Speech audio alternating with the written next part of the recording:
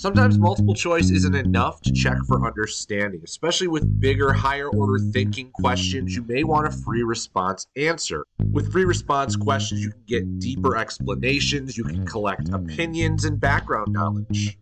We can convert this question directly over.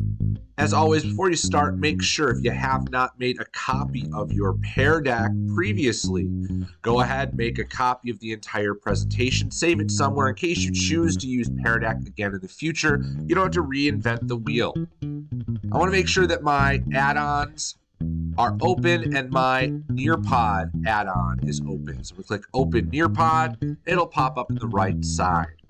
I want to remove all of my Pear deck branding. So I'm going to remove that image at the bottom of the slide, and I'm going to delete all of my speaker notes.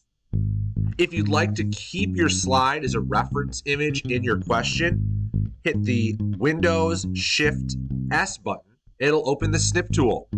I can just drag and drop from one end to the other. I'm going to click and open up my image, and I'm going to save it somewhere. This is my free response question. That way, if I'd like to have this image, I can have it. This slide does not go away. It will remain. However, that animated GIF will not transfer over. You'll have to recreate this slide in Nearpod to get more of that dynamic feature. What I want to do is, now that I have the image saved, I might copy my text so I don't even have to rewrite the question. I'm going to go down and find an open-ended question that's going to add a new open-ended question slide within Nearpod directly into my Google slide deck. I'm going to paste my text in there. I already wrote the question. I might take a moment to rewrite the question and improve it.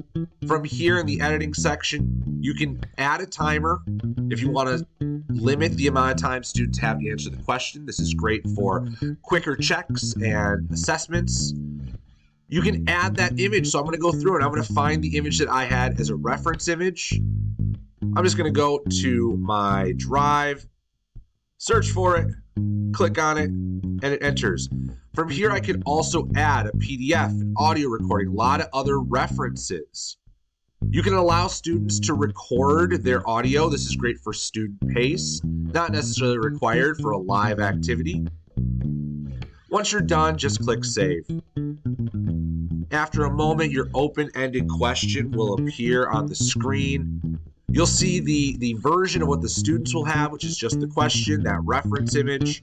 Once you're done, click on Save and go to Nearpod. Nearpod does not automatically save like Pear deck.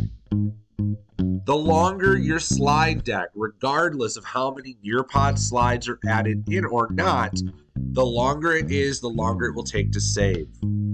Once it fully saves, you can either do a live participation, run it student paced, you can preview it, or you can edit your lesson.